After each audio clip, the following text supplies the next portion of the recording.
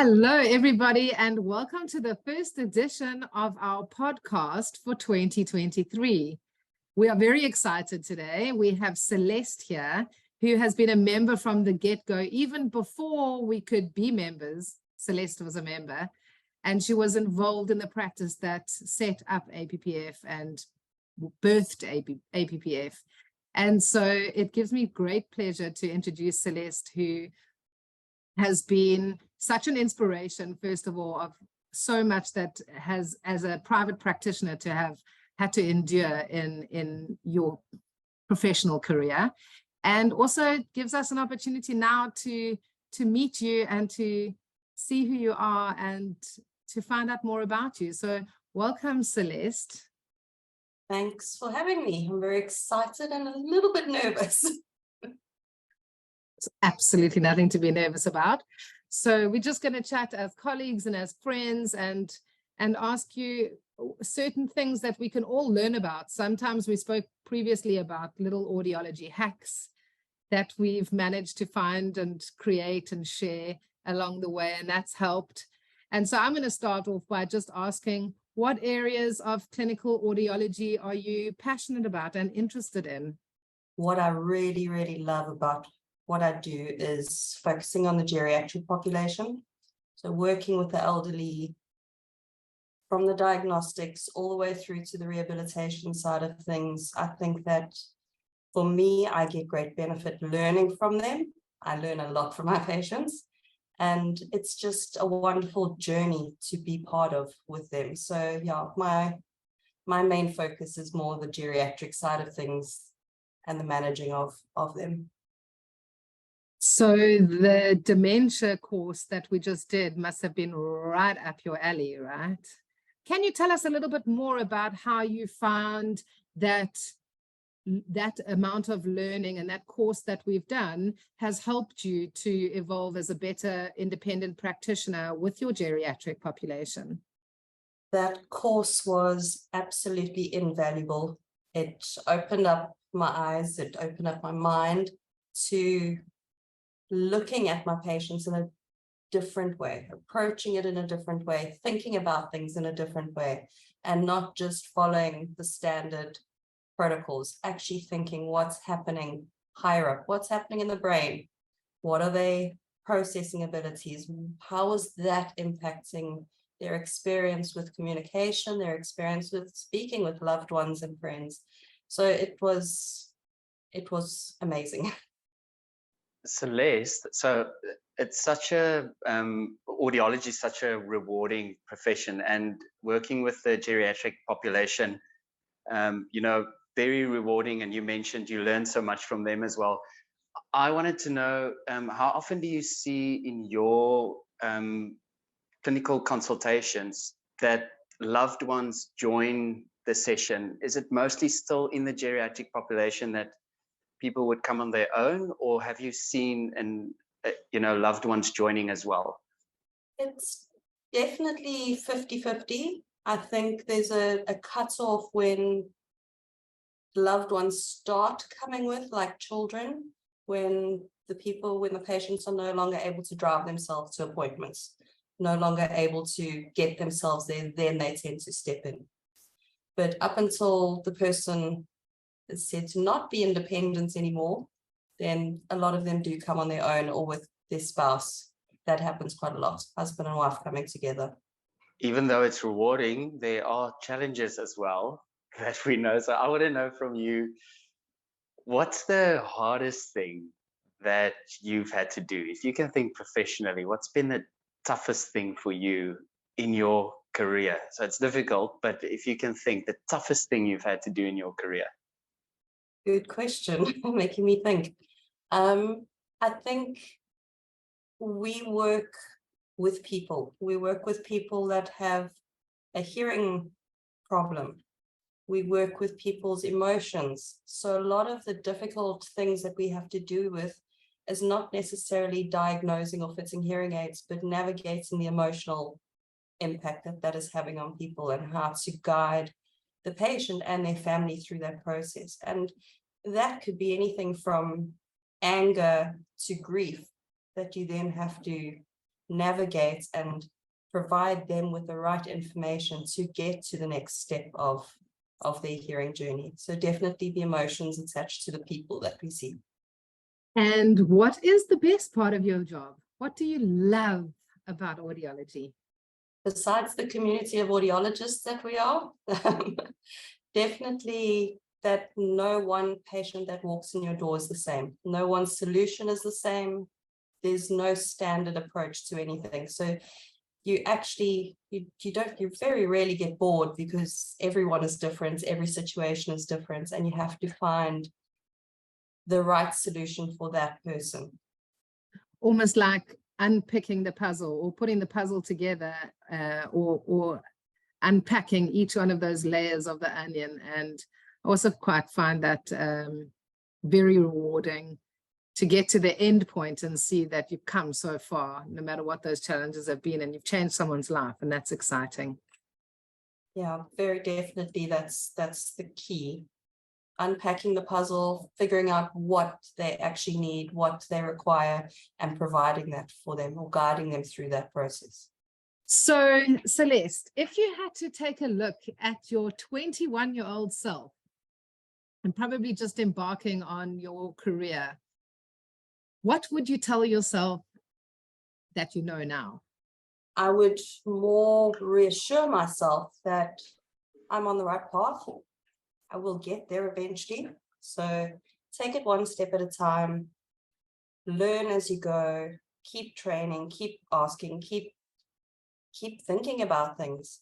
Don't just assume that you'll have it all figured out by the time you're 22.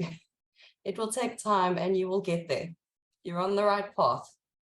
Celeste, this next one is also a little bit difficult, but I want you to think, was there for you a defining moment in your career where you knew this is what I want to do? This is the passion that I have. Is there something that you can think, a defining moment?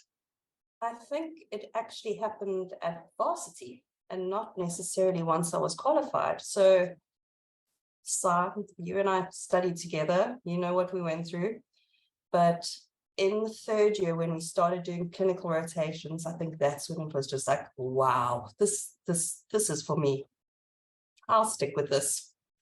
And that first clinical block where you first get to interact with the patient and start learning and start doing things, I think that was it for me. I was sold.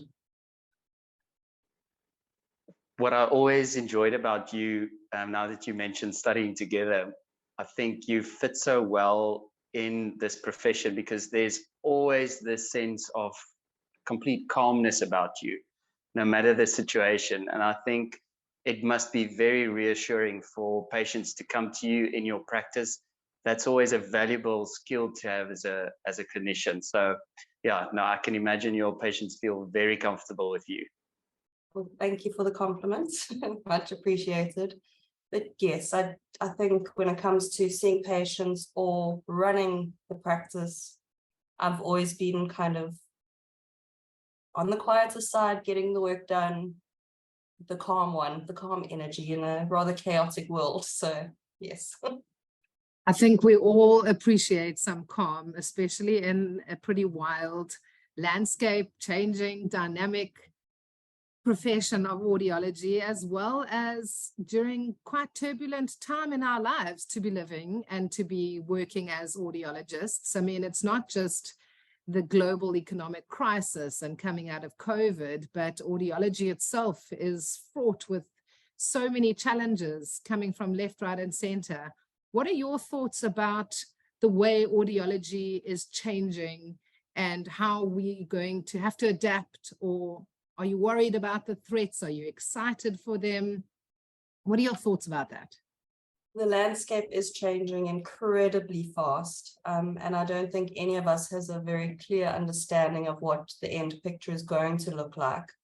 We have to just go as fast as we can. And if you think of how far hearing aid technology has gone, the hearing audiology landscape is now changing just as fast.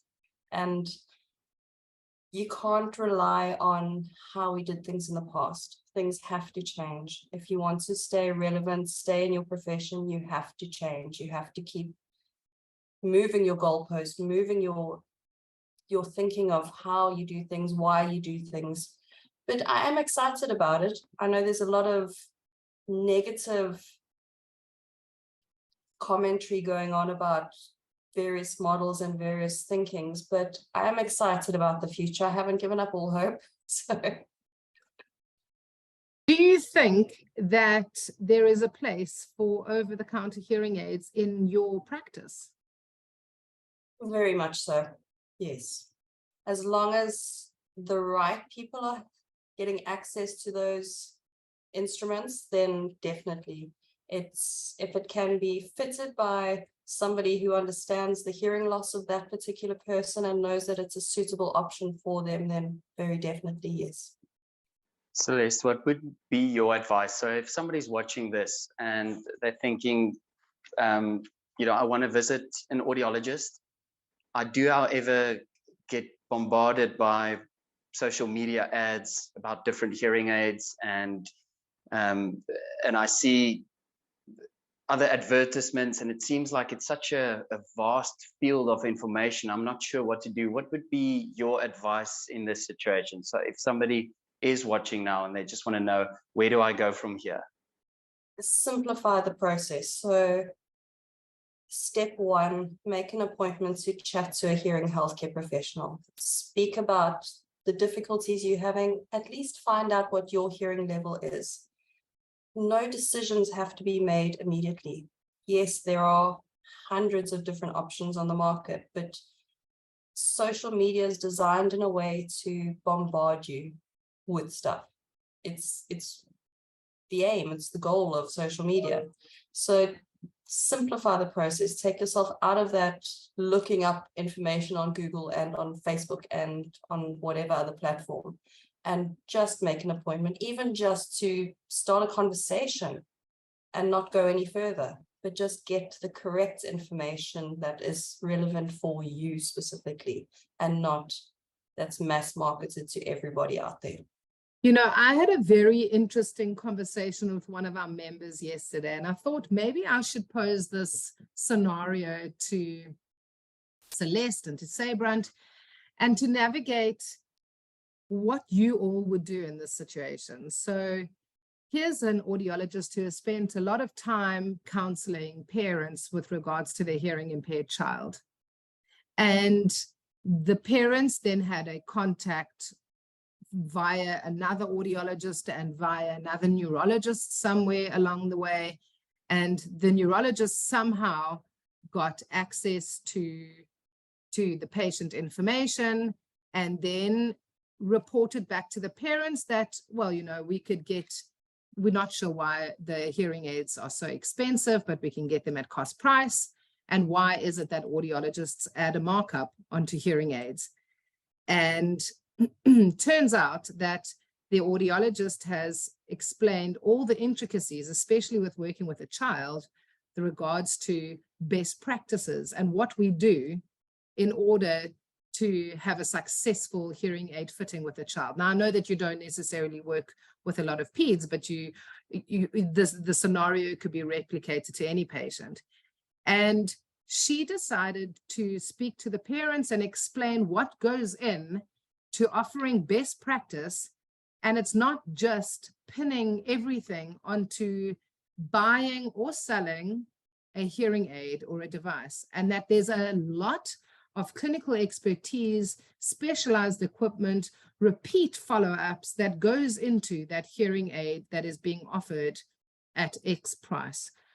What would you do in that situation where a patient may decide to either buy it online, where it might be a lot cheaper, maybe there will be international warranties that are problematic, and then you have to navigate by fitting this product, which you may A, not have chosen or recommended for this patient, and B, now have to deal with all those issues that come along with that. As a practitioner, I think it's happening more and more. People are shopping around, and it's general consumer behavior. When we overlap consumer behavior to medical practices and specialized medical interventions that we offer, it's very different from going out to buying a device or buying a grocery at a shop. So I wanted to ask how you generally navigate that type of situation, because I find that very challenging. That has happened more times than I can even count, and not even just recently, in the past as well. People fly over to the United States and come back with a hearing aid and then arrive and want you to fit it. And how we have managed it in the past is explaining what we do to fit that hearing aid and the amount of time, the amount of equipment, the amount of additional testing that would need to go into it. And we charge an appropriate amount to reflect our professional expertise. So it's not,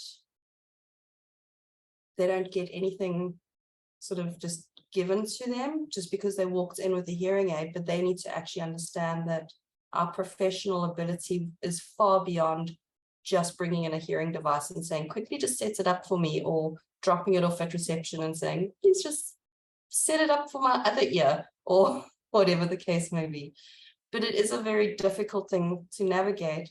People are very money conscious, cost conscious, and most of the medical aids within South Africa don't cover enough for even one, never mind two hearing aids. So then you do get the family members overseas sending in the hearing aids that they got for free from the NHS, which doesn't help us at all.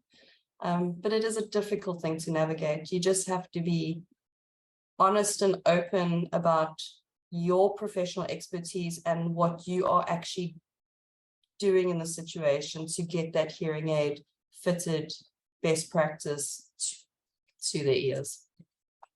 Yeah, that's good, Celeste. I think I can add to that to say that it's happened surprisingly little in my practice up until this point, but it's definitely becoming more. And I think in this particular scenario, there is it's important to remember that people will obviously make their choices, and you can explain until you're blue in the face, but if they've made up their mind, that's what they're going to go for. I would rather venture to say that keep remembering that you value yourself and you value the service that you offer.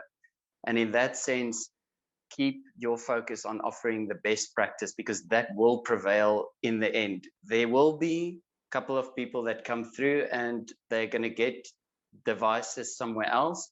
I think it was it Gus Mueller who said that, you know, the hearing aid is only as good as the fitting of it. And so in that sense, somebody will go and get the product online or get it somewhere else, but they will only be as satisfied as the fitting process. So you might get one or two people that come in and you have to fit the hearing aids that they got overseas. It's happened with me as well. I always say if I can help them, then I will help them. That lasting impression of offering best practice, even if they got it somewhere else, that's going to end up getting you word of mouth, probably of you know, a whole range of other people that's going to come to your practice. So in that sense, I think there's little you can do if another professional, for example, this neurologist made the decision or made the recommendation, if they, you know, add a lot of weight to what this neurologist said, there's nothing much you can do about it. Keep your focus on the service that you offer with it, and it will give you return on that investment. What's your thoughts, Cara, in this scenario? You know, it's a challenge because people don't know what we as audiologists do. And, you know, the same thing is kind of like the same when you go see any other professional, is that you think one professional is the same as the next. And that's also the other thing that I often like to highlight, is that an independent audiologist is not the same as someone who is maybe in retail or someone who is tied in to any particular product and has to sell that particular product. as independents, we're able to select all those devices and give our patient the best option. But now if that device has been recommended by someone else, and then these patients arrive in my office and they don't necessarily have the appropriate device, then there's a lot of counseling that comes into play as well. It's not just about trying to adjust the hearing aid and optimize the settings in order for them to do well. But as Sabran says, and as Cliff Olson says, a hearing aid is only as good as the person that fitted it. And we shouldn't give so much attention to the specific device as we should to how we fit that product. And what comes into us fitting that product from the time that we meet the patient for the first time to the time that we order the device that we think is most appropriate, and then giving them an experience period in order to confirm that they have benefit. If they've just gone elsewhere and try to cut out the professional just to save a buck or two, that it often ends up becoming more and more expensive because they may have selected a device that not necessarily is the best for them or the most appropriate. They may not have the best outcomes for that particular device, in which case, in my practice, I would be saying, okay, well, let's not go with this device, let's try something else. But if they've already made that purchase elsewhere, then it becomes a disgruntlement between the patient, the person that supplied that patient with the hearing aid, and essentially myself, because they feel shortchanged. So I try and explain to people, I think, before it happens, and encourage them to do as much research as they possibly can. There's a lot of research, there's a wealth of information on the internet. Do your own research if you don't want to listen to the professional, but do some of the research yourself, and then come through with questions and make sure that you are selecting a device that you know is right for you. And then in terms of what happens when they actually arrive in the practice with another device, just as Celeste says, so I will charge my professional fee and I will optimize that hearing aid as best as I can. And if I identify any areas that I'm concerned about or technology that has been inappropriately selected, then I will express that and often get a patient I'll write it down and get them to sign acknowledgement that I've advised them that this was not the most appropriate hearing aid for them, because 5 or 10 years down the line, they may not remember all of those details of where they got the hearing aid and who's their audiologist. So their audiologist points to the person that was fitting the device, not necessarily the person that selected or recommended that device. And so I often just put that in writing and get them to understand, sometimes involve other caregivers and other family members. And I think, as Celeste says, you've got to be as honest as you possibly can, and that a lot goes into fitting a hearing aid and selecting a hearing aid and buying a hearing aid, from the way we test and evaluate to real ear measures and speech mapping to aided testing and speech and noise testing. And then if it's a child, especially, to follow up with a therapist to do diagnostic sessions in order to confirm access to speech. It's a long, comprehensive process that is ongoing for the rest of that patient's life, or for however long they decide to see me as their primary caregiver for audiology. So that's how I really go about it as well. It's very similar to the way Celeste does. So I would add one more thing to that.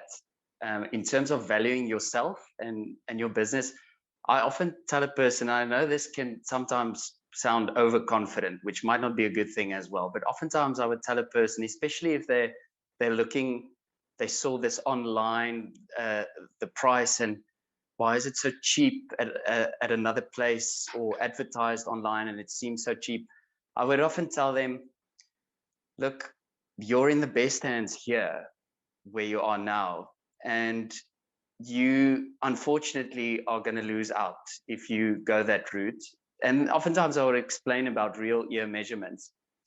But I took a leaf out of Oliver von Borstel's book when he said, you can confidently say to another person, that's fine, you can go, but you're going to lose out. And value yourself and the service that you offer and who you are as a person and your unique skills to confidently say to somebody else, you're in the best hands here.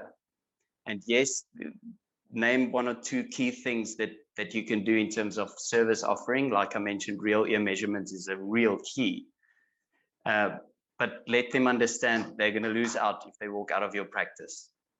I completely agree with everything both of you have said about this. It is a very tricky situation to navigate because you're dealing with people, you're dealing with other professionals, so there's no one answer. I'll have to try working on your confidence, Severance. I need to be able to say that to people, so I'll work on that.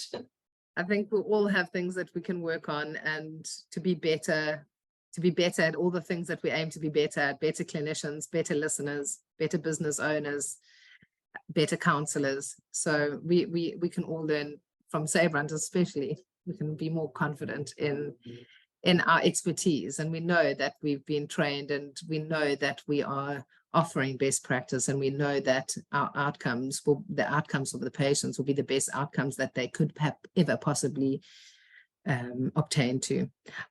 Celeste, thank you so much for the time that you put out to chat to us. It's great to start the new year off talking to you, and thanks for the valuable insight you've given us. I'll just mention again, I think patients are lucky to have you as an audiologist, the skills that you bring, and that calmness that you have. I think that's really valuable in our profession.